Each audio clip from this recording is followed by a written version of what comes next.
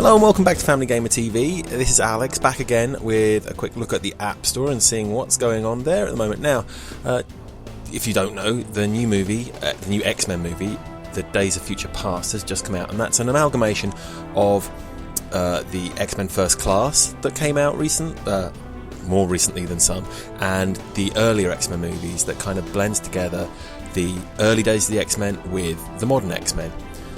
In the story of this, basically they work out ways of travelling back in time to set right things before they go wrong.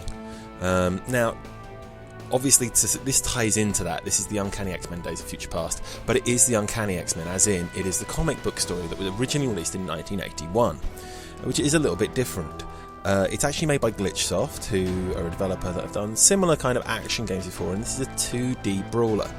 Now, while it is very action-based and quite, I guess, violent in terms of the fact that they are fighting the whole time, it is not inappropriate in terms of the violence, really. I mean, there's certainly something to look at if you're worried about your children acting out anything that they see, but for the most part, it is very cartoony, and it's very like old games like Shinobi.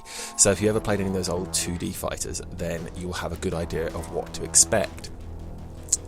Now, just having a quick look, we'll start at the beginning and we'll take you through from there, and then we'll skip forward in time. Now, this is the future timeline. So in the future, the Sentinels have taken over, and they are now ruling the world with an iron fist. And this explains kind of why this happened in the past.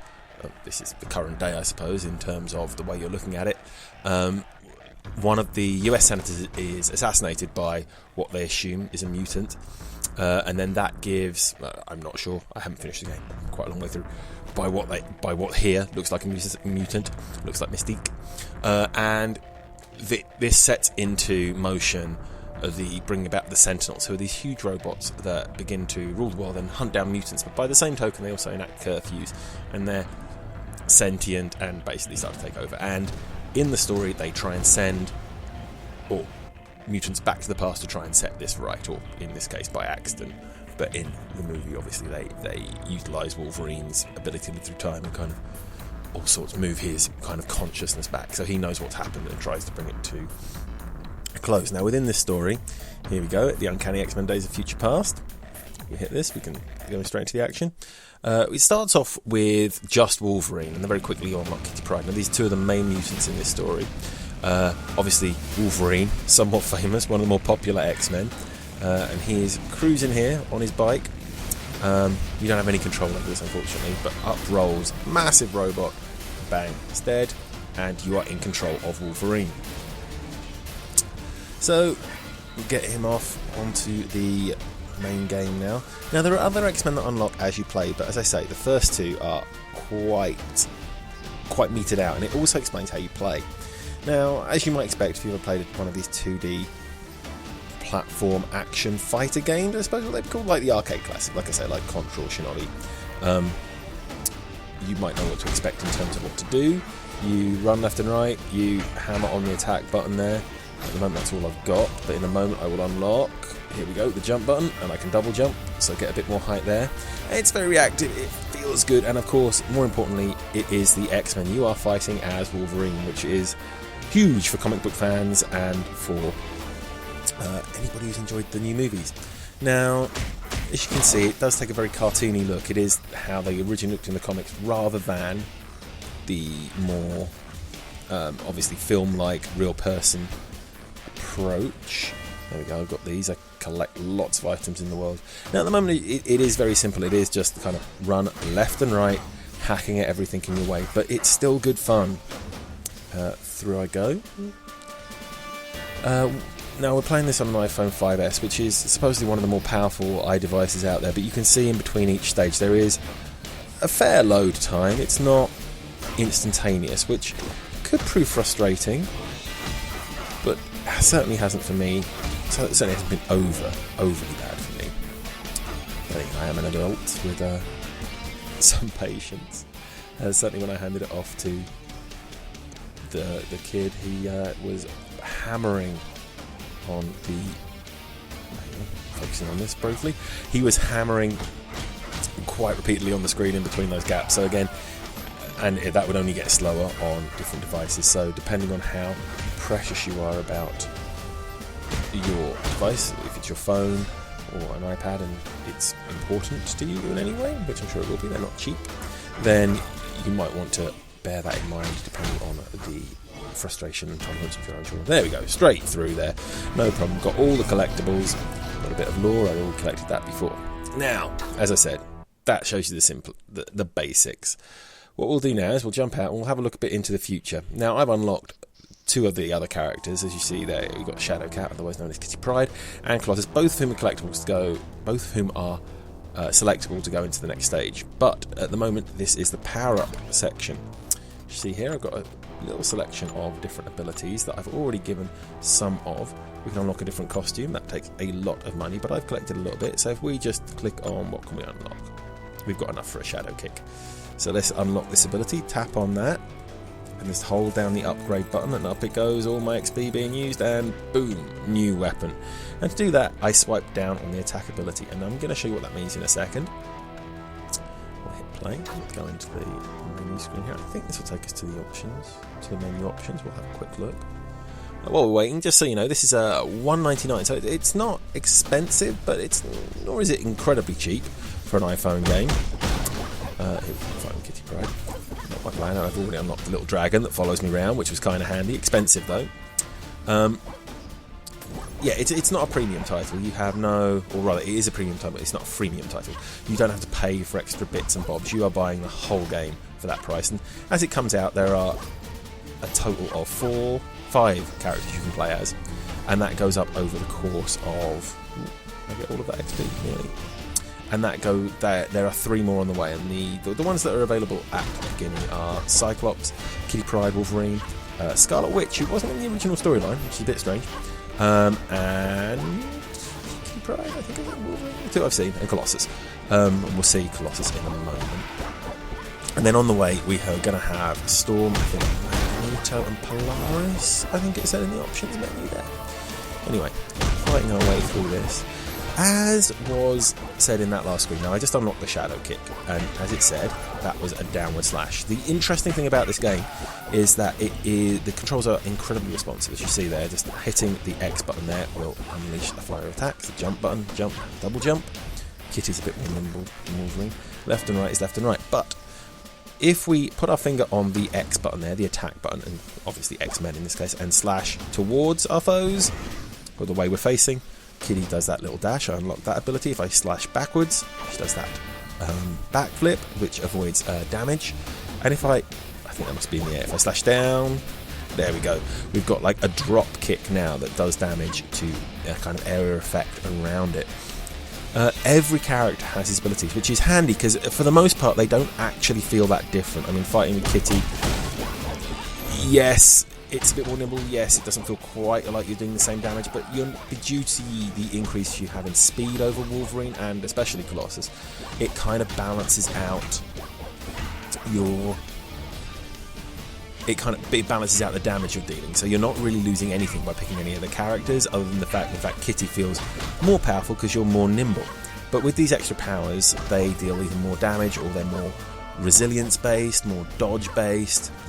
So obviously, as I said before, Kitty is able to dash through the world with that kind of backflip, avoiding any damage that way, and equally, if she slides forward here, takes me through things, but also just takes me past the enemy without them able to hit me. So it's all this kind of big trade-off, but I'm going to fight through the rest of this level because I'm getting a load of XP, and we can show you maybe some more unlocks for Colossus when we get to him, who's going to be the next person who plays. And the next, what happens, break down the story slightly, is that you as Wolverine and Kitty Pryde are kind of part of the resistance movement, and the X-Men and other mutants, including Magneto, are all in camps, concentration camps essentially. Which obviously is a little bit of a grim, dark, foreboding world that they've created, and that's ruled over by, as I said, the Sentinels. And you find a way of basically reacquiring your mutant abilities. They have been stifled, repressed in the concentration camp. So you get this is you, or this would be Wolverine when you're playing through the game normally, and I haven't selected this character, fighting your way to Kitty, and then Kitty, because Wolverine is not captured, and Wolverine and Kitty is going to take the item and take it back into curfew, where she's able to unlock it. Then, having got all of their powers back, they go on a run. They go after the Sentinel's kind of big boss Sentinel, who, during that fight, somehow Kitty gets sent back in time, enabling her to try and stop what is going to go wrong before it goes wrong. As in similar arcade-like titles, there are hidden bits and bobs around the place. Now, down below me, maybe it's a bit further along. Yeah, I think it's a bit further along. There is a piece of lore. Now, lore unlocks story points and things in the options menu. I'll show you that in a moment. But some of them are very well hidden. You have to get them. There we go. But this story point, I am meant to be Wolverine, so it morphs me into Wolverine magically. But I think I can change that. There we go. There's a Sentinel. It's huge. And because he's unhappy, we will just... I don't think Kitty's the way to go on this. So if we hit this, once you start unlocking characters, you can just hit this at any point. You've got two control styles there, but A is a very good one. We hit Colossus, come in as Colossus instead. And we can just walk up and wail on this guy because Colossus is huge. And made of metal, which is always handy. I could jump out of the way of this, but I think I'm good to go. As I said, I'm a bit more powered up than perhaps the game intends me to be at this point. But down goes Sentinel, and it's back to the game. As you see there, I've got 6 times multiplier there for my hits, and a load of XP up in the top right corner. And let's see how much I've got here. Oh, not very proficient, and I still missed the lore, which is a shame, because that would be a good excuse to show you that. But I will now go and have a look at the lore for you, so you have an idea. Ooh, back to Kitty. Jumping through, and I have to be Kitty here, so again, I didn't get the choice of what character to be. I can change out of this the moment the level ends. Well, not the level ends, the intro ends. So let's skip out and go to the menu. Yes, I'd like to quit. Thank you. More loading, always loading. Despite the graphics are actually very nice. I mean, they've got that cartoony look that you might anticipate from a game based on a comic. But if you look at the characters, they have this kind of nice, almost paper marionette look to them, which is quite kind of in keeping with the way the games were then. Now we've got, what have I unlocked? I've lost 2 bios and 1 comic cover. So let's have a quick look at the comic cover. Which one was it? Where? There we go. So we get a look at one of the old X-Men comic covers. Can we rotate that? No. It shows you one of the old X-Men, Uncanny X-Men front covers there with Juggernaut having a bit of a bash. And if we go to the bios, I've unlocked Beast, who was one of the original X-Men, going right the way back. And anyone else? I said I unlocked 2. But yes, this is an extra incentive to go through collecting things, making sure you get everything in. It's not just all XP boosts and things. There we go.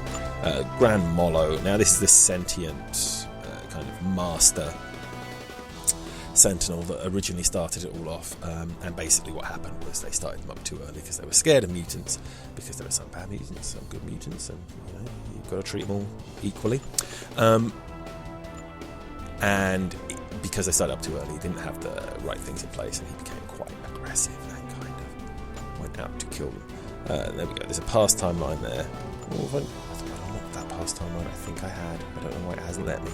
The danger room seems to suggest it's future, but I'm pretty sure it's really past.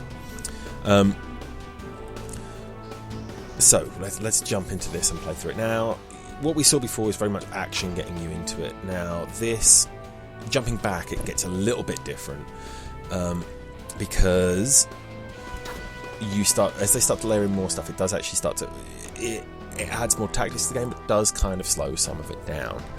Let's unlock this ability, the Rampage, because that sounds like something Colossus would enjoy. And we'll upgrade it twice. There we go. So now if I swipe towards, he had a charge attack already, but now he's got an extra Rampage ability, and we'll see what that looks like in-game. As you carry on through the game, obviously you'll unlock more. Now this is still the danger room in the current day. Oh, here we are. Present day. Which I don't think is the future timeline at all. I think that might have been mislabeled. I think this is the past. Back in Kitty. It does go a bit slowly at these points, but it is a story, and it is telling the story, and it does a good job of that as you go through. Well, this will be the last level we have a look at today. I would certainly recommend this. I mean, it's certainly... The movie is quite dark.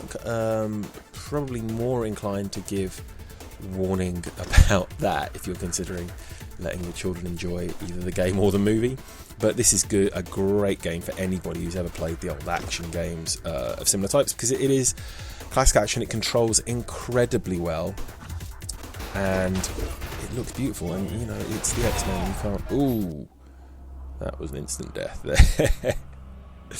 Right, that wasn't good. So yeah, you're able to retry, but I didn't have enough XP to retry there. That's a shame. Let's go back out and try that again with Kitty. She's a little bit faster, a little bit more able to deal with such things. We'll only give this one more life, because you don't really need to see me die repeatedly over and over again, but you see there some of the abilities that I've unlocked as the game's progressed. We can play. You do get to keep your XP by dropping out of a level, so if you are struggling, you can literally grind the early levels, get that XP and unlock more abilities. But certainly this was an absolute treat for me when I found it on the App Store, if not only because I love the X-Men and because I'm really looking forward to seeing the movie, but also because it's just a gorgeous little game that really revisits all the parts of the comic book that I enjoyed. If you never read it, well worth having a look. One of the better X-Men and comic book in general storyline, or Marvel storybook, comic book storylines. And let's see how far Kitty can get through here. We will hurry our way through it and try not to get stomped on again by that thing. They do give you plenty of warning, really. It was silly of me to... Boom. Then we can teleport. Avoiding these the whole way. Ooh, that was close. And there are my little dragon there cleaning up some of the mess for me. I can fight those for more XP, as you can probably imagine, or I can just keep moving. Although there are times when the game gates you, stopping you from progressing until you've done enough damage. But Kitty obviously has that advantage of being able to teleport through these things, basically, and her main ability did walk through things. Obviously, that makes a lot of sense within the game. Missing that, don't want to drop back down. But if we just have a quick look at the kind of marionette style. Oh, there's Colossus. Good thing I wasn't playing as Colossus, because this would be a strange out-of-body experience for me. I'm sure I won't walk back to Kitty, really, though. And more loading. There we go. And Storm's here. She says I'm not good enough for this. This is definitely the past. I don't know why it said this was the future in the on the menu screen. I think that's just a little bug, because clearly that is Storm with hair, and future Storm has, well, she doesn't have no hair, but she has like a kind of mohawk. Which is an interesting look for her. I'm not sure one I would have gone with, but I'm doubting Halle Berry will be in the movie with that. Might be wrong. I haven't seen it yet. It's very exciting. Here we go. Here's one of the points where I've been gated. I can't carry on now as Kitty. I can stand here and let my dragon take care of things for me. I can get stuck in. Go, teleport through it in the air, get the XP. Oh, there's more, and this is where the game does slow down. I mean, there are platform sections like this as well, and you find yourself leaping through the air, trying to take care of all these enemies, while at the same time being high above the world that will kill you if you drop down. Now, those deaths do just reset you to a bit earlier in the level, rather than being the death you took before when I got smushed. But it does prove just a little bit repetitive. If I was going to have a complaint, it would be that it gets repetitive during these sections, and that just kind of puts you off playing for long periods of time. But I think you can generally get through 2 or 3 levels quite happily before the kind of fatigue sets in. And it just means it's going to last a bit longer, because like the old arcade games, you would get absolutely frustrated with them when you kind of reach that point of death and you were pumping money into them seemingly endlessly, which is an expensive way to live your life. And this is only $1.99, basically 2 goes on an arcade game. But you get that kind of same fatigue at some point in that, where you're just like, oh, I'm just doing the same thing over and over again. And of course you are. I mean, if you're only playing it for... It's a game kind of designed with that in mind, and wanting you to enjoy it in short bursts. I know that. Enjoy it in short bursts, rather than do it all at once, which... with the way most people enjoy such games, I mean, sure, if you get absolutely hooked, then you might find yourself putting in how many hours on Angry Birds. But for the most part, when you sit and play an iPhone game, or at least I find myself playing it in chunks of about half an hour or so, and that feels about perfect with this, in honesty. And I'm sure there'll be some people out there with more patience than me that can enjoy the whole experience at once if that's what they want. I know anybody, I know my little boy certainly enjoys just ploughing away at games and doesn't really seem to have the sheer time pressures I have in life, I suppose, would be the consideration. I'll be honest, I'm not sure. Oh, it's done.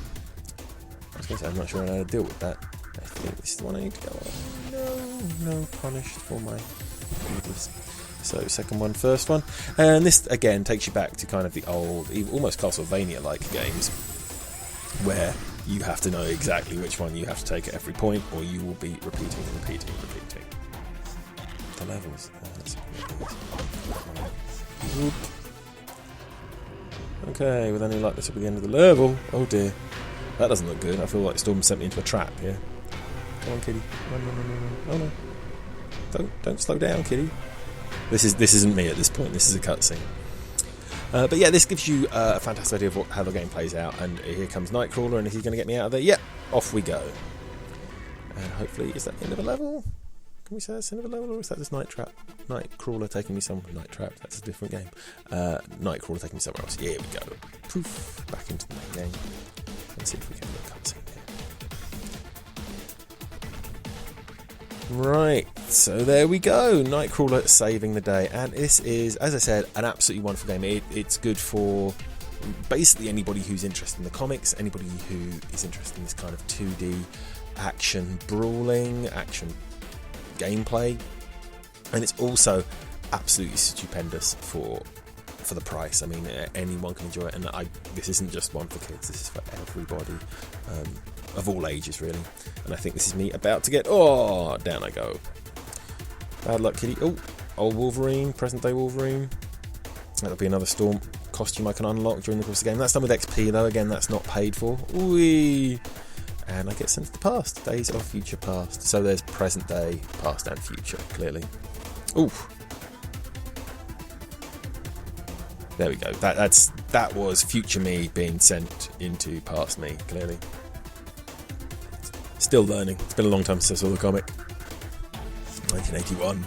God, it wasn't there, but soon after. Okay, that's wonderful. Thank you very much for watching. Any questions or comments, leave them below. And I'll be back soon with more App Store news.